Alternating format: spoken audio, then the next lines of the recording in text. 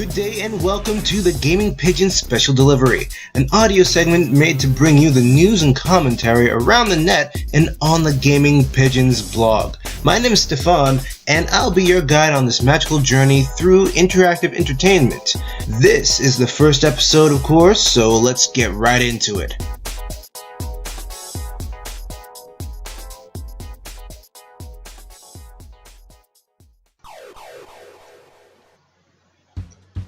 First bit of news we have today is that Gearbox Software, developer of Borderlands, is offering up their extensive DLC plan for their most recent game, Battleborn.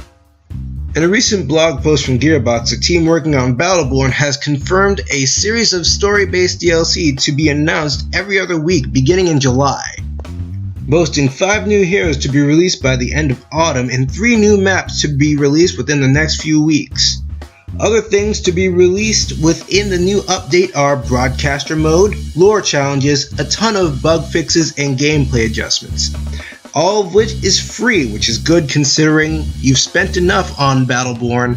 Why spend more? Oh, I know why. Because in terms of paid content, we have 5 new story missions that are being planned to be released from the end of summer through to the beginning of winter. And that's how the DLC game is played. It's unclear as to whether or not this gameplay is going to be integral to the actual plot of the game, or if it's going to be further expansion of the universe. Either way, there's a paywall. On to the next story.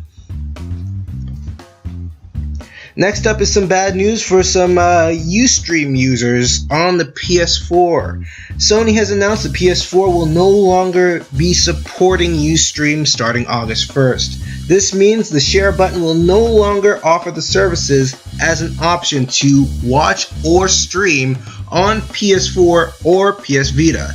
PS Vita, of course, being a surprise to me because I had never known about that feature.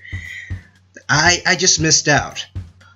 Fortunately, Ustream was not the only streaming service available on the PS4. YouTube, Twitch, and Dailymotion are still available streaming and sharing options on the PS4 and are viable for sharing any and all content. Personally, losing Ustream isn't that big of a blow to me. It's not really that big of a loss because I didn't know it was a thing. But it is a loss for those who have been using this as a streaming platform for a long time. Unfortunately, all things come to an end, and hopefully their streaming doesn't come to an end because of this. Hopefully they can transfer from Ustream to Twitch or YouTube Gaming and continue their run. I'm sure they garnered a pretty big fan base on Ustream, and I hope their fans switch over to Twitch as well, or over to YouTube Gaming, so they can stay connected to their favorite streamers and continue to have fun watching people stream games. On to the last story of the day. Finally, I'll be doing some game release dates for the month of July. First up, we have games coming up on July 12th. 7th Dragon Code 3 VDF for the 3DS, a dungeon crawler with time travel and mystical worlds to travel through. It was a Japan exclusive up until this third one, so hopefully we're not too lost. Next up is a Ghostbusters game for the PS4 and PC and the Xbox One. It is an original game from top to bottom, not featuring any of the old or new cast or any of the old or new story. It is completely a new property within itself, using the Ghostbusters license. Whatever you may think about the Ghostbusters movie coming up, I'm sure this game will be okay, I guess. Movie games don't tend to be the greatest, but I'll hold out judgment until I hear from friends. Next up is Necropolis for the PS4, Xbox One, and PC. The Dark Souls-like game with some roguelike elements, as it's being described, has other games mixed in there with some Diablo-style loot collecting and Borderlands-style humor. I can't wait for this game to come out so I can watch it be streamed and hopefully play it myself. Next up, we have Son of the Deep for the PS4, Xbox One, and PC.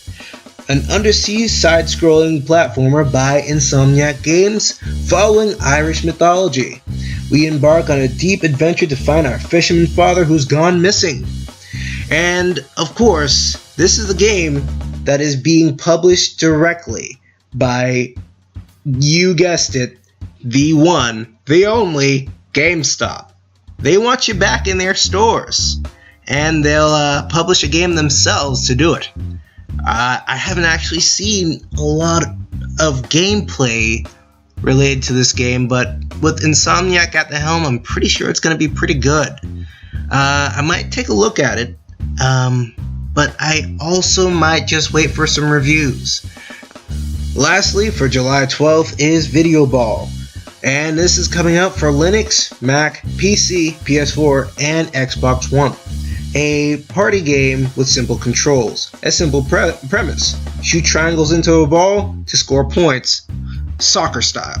So, yeah, that's about all there is to it for that game. There seems to be a lot of randomly generated maps with all sorts of bright pastel colors.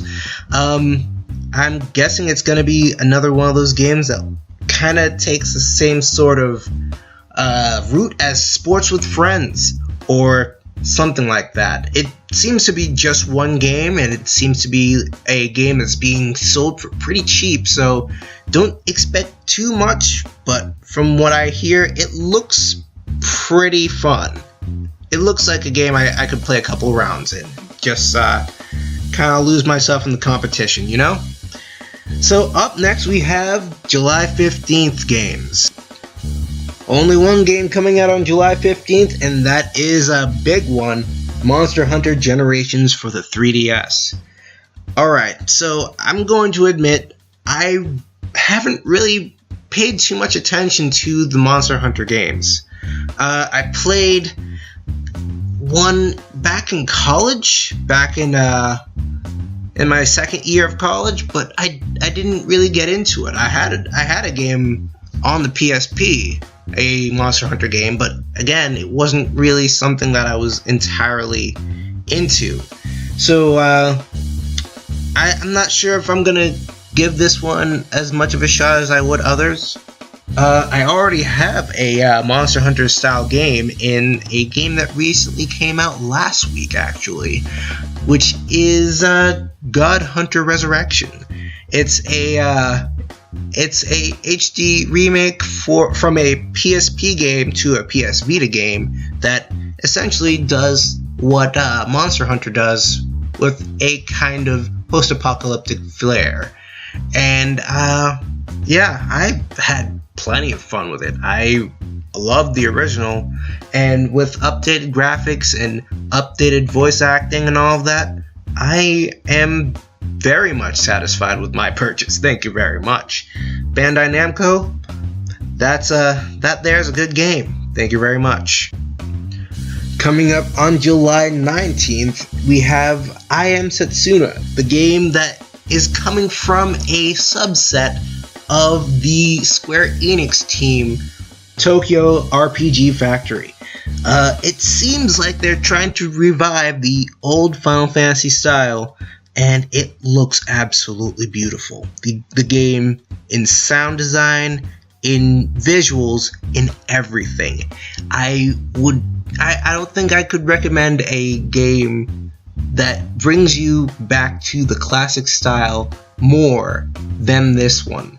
And I mean, I really haven't had my hands on it yet, but I feel like I'm going to be in love with it as soon as I touch it. It's coming out on the PC and PS4, so watch out for it on July 19th. And on July 26th, the last week, we have games coming out in July. We have Fairy Fencer F Advent Dark Force for the PS4. and it's a RPG much in the way of the Hyperdimension Neptunia games. And we have Nobuo Uematsu at the helm of the score for this game, so at the very least, you know you're gonna get some pretty awesome music. Gameplay wise, I've played other games by Compile Heart, that's the developer, and I'm not entirely disappointed or ecstatic about this game coming out, but I can appreciate the game for what it is. A lot of it is comedy, a lot of it is kind of immature, but yeah, I'll hold out judgment until I can actually get a hold of it myself and play a couple hours of it. So yeah, last game of July, and what a game it is. It's Banner Saga 2 for the PS4 and Xbox One.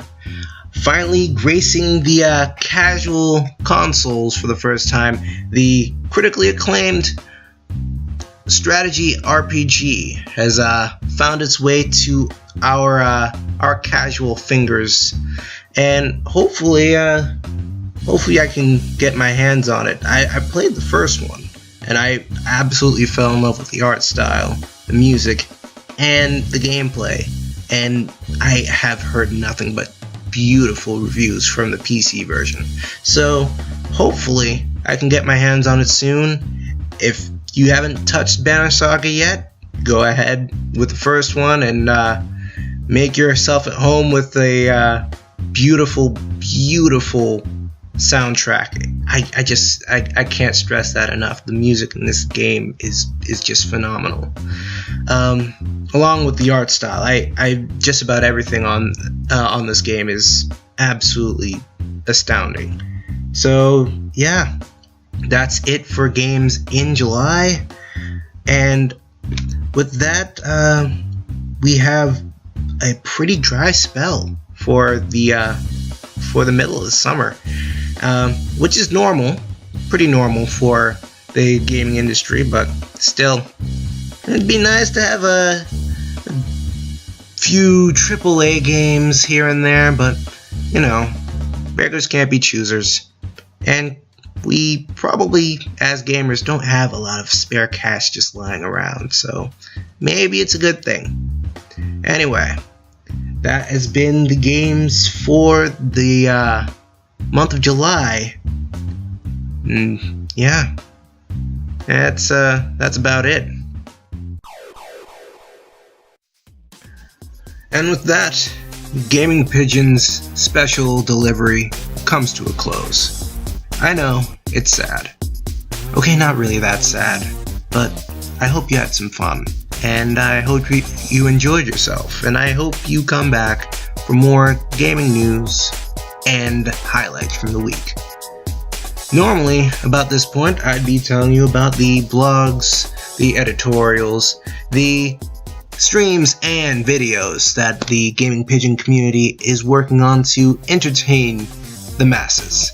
But until we have that squared away, I'll send you to our Twitter, which is TG Pigeon Tweets, and you can usually find us the same way through Facebook, Instagram, and YouTube, and of course the Tumblr page. That is our main page. And with that, it truly has come to an end. This is Stefan for Gaming Pigeon, and good gaming, everyone.